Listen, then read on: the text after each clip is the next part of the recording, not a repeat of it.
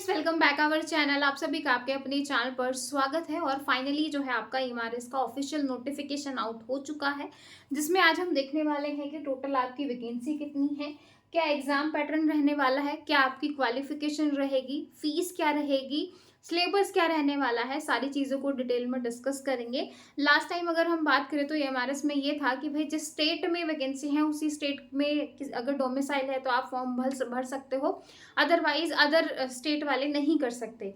लेकिन अब की बार जो है कुछ चेंजेस किए हैं रूल्स में, तो वीडियो को अच्छे से देखना। अगर आप एलिजिबल हैं तो डेफिनेटली आप जो है इनके लिए अप्लाई कर सकते हो, क्योंकि आप देख सकते हो अच्छी खासी वैकेंसी है।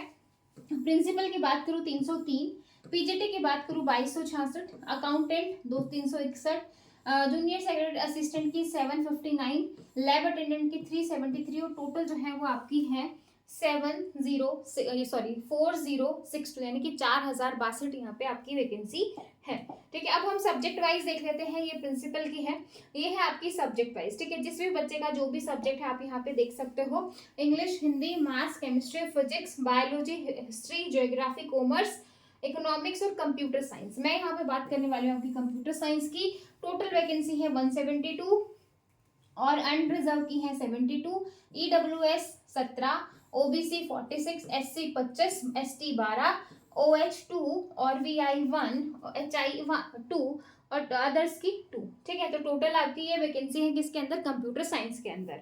ठीक है, आगे देखो, यहाँ पे आप देख सकते हो लैंग्वेज से रिलेटेड, तो मराठी, उड़िया, तेलुगु, संस्कृत, बंगाली, ये जो है यहाँ पे आप देखो टोटल जो है ये वैकेंसी हो गई। और नॉन टीचिंग पोस्ट की अगर मैं बात करूँ तो नॉन टीचिंग पोस्ट की यहाँ पे जो है 1493, यानी कि लैंग्वेज की अलग से वैकेंसी है, नॉन टीचिंग की अलग से, और टीचिंग की 4062 है। ठीक है, तो यहाँ पे ये सारी चीजें मेंशन है। अब आगे देखो, अदर इंस्ट्रक्शन की बात की जाए तो ओनली इंडियन सिटीजन जो है, मतलब इंडिया का ही सिटीजन जो है वो इन वैकेंसीज के लिए अप्लाई कर सकता है। ठीक है, ध्यान देना भाई। The vacancies for the post include this recruitment notification. The tentative and may increase or decrease. And NESTS reserve the right to fill or not fill to partially fill.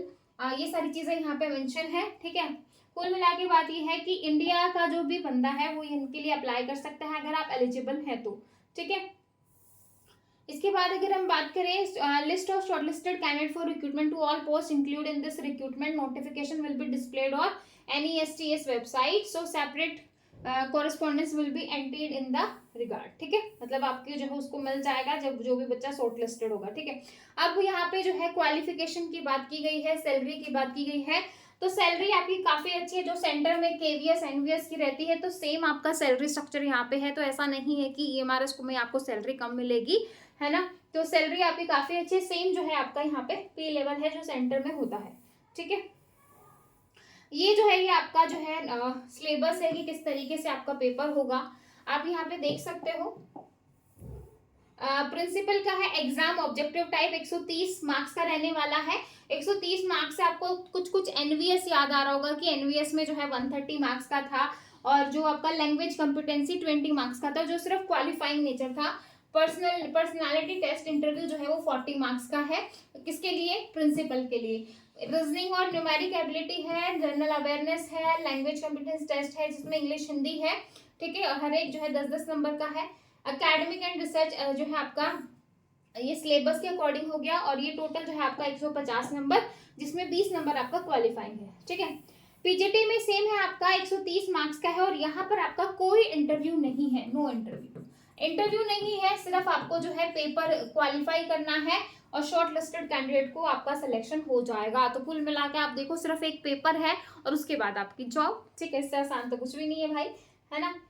तो यहाँ पे आप देख सकते हो जनरल अवेयरनेस 10 नंबर की है, reasoning 20 number की है, नॉलेज ऑफ आईसीटी 10 नंबर की है, टीचिंग एप्टीट्यूड 10 नंबर का है, और जो आपका सब्जेक्ट स्पेसिफिक है वो 70 नंबर का है, 5 नंबर का ये आएगा, और 5 नंबर की एनईपी 2020 आएगी। तो बहुत ही अच्छे तरीके से, बहुत ही क्लियर कट शब्दों में जो है बहुत अच्छे तरीके से डिफाइन कर रखा है, मतलब बहुत बेहतरीन है एक तरीके से। मैं अगर बोलूँ तो सारी चीज क्लियर है भाई।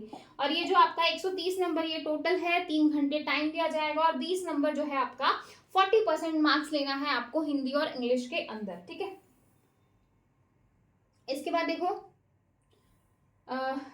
For all subject PGT part 1, part 4, part 6 will be common, part 5 will be subject specific, ठीक है। इसके बाद आपका ये अकाउंटेंट है, ठीक है, ये सिलेबस हो गया अकाउंटेंट का। इसके बाद जो है आपका जूनियर, ये आपका बाकी देख लेना भाई जिसका जो भी है, ठीक है। और यहाँ पे बात करें 1 मार्क शेल बी अवॉर्डेड, और यहाँ पे नेगेटिव मार्किंग है। अब यहाँ पे नेगेटिव मार्किंग की बात की जाए तो आपको नेगेटिव मार्किंग यहाँ पे फेस करनी पड़ेगी, जैसे एनवीएस के अंदर थी। तो ये जो एग्जाम पैटर्न है कुछ कुछ आपको एनवीएस की याद दिलवाएगा। इससे पहले जो एनवीएस में आया था 130 नंबर का था, 20 नंबर का आपका हिंदी इंग्लिश क्वालिफाइंग था, नेगेटिव मार्किंग थी, ये सारी चीजें थी। लेकिन वहां पे इंटरव्यू था, लेकिन यहाँ पे जो है पीजीटी वालों के लिए इंटरव्यू नहीं है, ठीक है। इसके बाद देखो भाई फीस यहाँ पे जो है काफी अच्छी है। 1500 रुपए आपको पीजीटी का फॉर्म डालने के लिए लगेंगे, 2000 रुपए प्रिंसिपल का लगेंगे, और 1000 जो है वो सिलेबस जो है वो आपकी वेबसाइट पे अवेलेबल है ना। सिलेबस आपकी वेबसाइट पे आपको मिल जाएगा। ये एडमिट कार्ड से रिलेटेड जो है नोटिफिकेशन है। हाँ जी, अब हम क्वालिफिकेशन की बात कर लेते हैं। प्रिंसिपल के लिए यहाँ पे आप देख सकते हो कि भाई 12 साल का एक्सपीरियंस होना चाहिए, और ये सारी चीजें उसके पास होनी चाहिए। मास्टर होना चाहिए, बीएड की डिग्री होनी चाहिए, 12 साल का एक्सपीरियंस होना चाहिए। पीजीटी के लिए जो है 40 साल से ज्यादा आपकी एज नहीं होनी चाहिए। एज रिलैक्सेशन जो है वो SC ST OBC कैटेगरी वालों को मिलेगा। और ये जो है आपका यहाँ पे जो इंग्लिश है, हिंदी है, physics, chemistry, mathematics, bio, history, geography, commerce के लिए यहाँ पे क्या है आपका मास्टर डिग्री होना चाहिए, प्लस जो है वो आपका बीएड होना चाहिए, ठीक है। तो बीएड यहाँ पे कंपलसरी है किसके लिए भाई, बाकी जो ऊपर लिखे गए सभी के लिए। अब हम कंप्यूटर साइंस की बात कर लेते हैं। तो कंप्यूटर साइंस में सेम है आपका 40 साल से ज्यादा आपकी एज लिमिट नहीं होनी चाहिए, प्लस जो है आपका यहाँ पे जो है बीटेक वाले एलिजिबल नहीं है। एक सबसे बड़ा पॉइंट, अभी तक जो है बीटेक वाले बच्चे एलिजिबल होते थे, लेकिन बीटेक वाले बच्चे पीजीटी के लिए एलिजिबल नहीं है, क्योंकि पीजी जो है मास्टर होना जरूरी है। तो एमएससी, एमसीए, एमई या एमटेक, बीई यहाँ पे नहीं है, ना ही बीटेक है, ये चीज आपको क्लियर रखनी है। बीई बीटेक वाले इस फॉर्म को नहीं भर सकते। 170 प्लस वैकेंसी है कंप्यूटर में, लेकिन बीई बीटेक वाले यहाँ से आउट है, ठीक है। और सबसे अच्छी बात अगर मैं बोलूँ यहाँ पे, लास्ट टाइम क्या था, लास्ट टाइम जिस स्टेट के बच्चा था, जिस स्टेट का बच्चा था जहाँ पे वैकेंसी थी, वही बच्चा फॉर्म भर पा रहा था। लेकिन अब की बार ऐसा कोई भी रूल नहीं है, आप ऑल ओवर इंडिया से यहाँ पे फॉर्म डाल सकते हो। जैसे पहले लाइन में थी कि इंडिया का सिटीजन होना चाहिए, बस ऐसा नहीं है कि पर्टिकुलर स्टेट का, ठीक है। तो यहाँ पे ऑल ओवर इंडिया से बच्चे फॉर्म डाल सकते हैं, जो कि एक बहुत अच्छा है, मतलब सबको मौका मिलना चाहिए, ठीक है। तो ये चीज यहाँ पे दे रखी है भाई, और आप अप्लाई कर सकते हो। एज रिलैक्सेशन यहाँ पे बता रखा है कि भाई एससी के लिए 5, ओबीसी के लिए जो नॉर्मल जो रहता है सेम आपका जो है यहाँ पे ये है। फीस अच्छी खासी है फॉर्म भरने के लिए, ठीक है। और ये सारी चीजें यहाँ पे मेंशन है।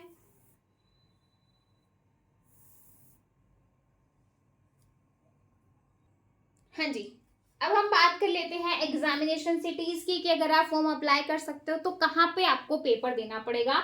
तो आपका जो एग्जामिनेशन सेंटर है ऑलमोस्ट जो है आप यहाँ पे देख सकते हो कि भाई सारी सीटें यहाँ पे अवेलेबल। अंडमान निकोबार हो गया, आंध्र प्रदेश हो गया, असम हो गया, Bihar, Chandigarh, Dadar and Nagar Haveli, Daman and Diu, Delhi, Goa, Gujarat, Haryana, है ना। देखो स्पेसिफिक है, लेकिन भाई सभी सब कुछ है। झारखंड के, केरल, कर्नाटका, लक्षद्वीप, मध्य प्रदेश, ठीक है। तो महाराष्ट्र, मणिपुर, मेघालय, मिजोरम, उड़ीसा, तो ये सारी चीजें यहाँ पे अवेलेबल है। यानी कि ऑलमोस्ट जो है सभी स्टेट में पेपर है। तो आप बहुत खुश हो गए, एग्जाम को भर सकते हो। ऑल ओवर इंडिया बच्चे यहाँ पे अप्लाई कर सकते हैं, ठीक है। तो ये बहुत अच्छी बात है। बाकी लास्ट टाइम तो ऐसा था कि जिस स्टेट की वैकेंसी है वही वाला बच्चा भर सकता है, लेकिन अब की बार ऐसा कुछ भी नहीं है, ठीक है। तो वीडियो अच्छी लगी हो तो लाइक शेयर ज़रूर कीजिएगा। और जो सिलेबस है वो हम नेक्स्ट वीडियो में डिस्कस करेंगे कि आपका कंप्यूटर साइंस का सिलेबस क्या है। वैसे मैं आपको एक आइडिया दे दूं, जो केवीएस का सिलेबस था वो एज इट इज़ आपका जो है एमआरएस का सिलेबस है, लेकिन हम फिर भी जो है प्रॉपर तरीके से डिस्कस करेंगे, डिटेल में डिस्कस करेंगे क्या करना है, किस तरीके से करना है। और आपको वीडियो अच्छी लगी हो तो लाइक शेयर ज़रूर कीजिएगा। और ऑल द बेस्ट, आपके लिए बहुत सारी वैकेंसी आ रही हैं अलग अलग स्टेट से, अलग अलग। जैसे बिहार में 8395 कंप्यूटर की बात करूँ, हरियाणा में 1700, यहाँ पे 170 प्लस आपका एनवीएस में इतनी सारी वैकेंसी आने वाली है, तो आपका एक गोल्डन फ्यूचर, ब्राइट फ्यूचर आपका वेट कर रहा है। बस थोड़ी सी प्रिपरेशन की जरूरत है। ठीक है, वीडियो अच्छी लगी तो लाइक शेयर जरूर कीजिएगा। फिर मिलेंगे नेक्स्ट वीडियो में, तब तक के लिए bye bye, take care, thank you.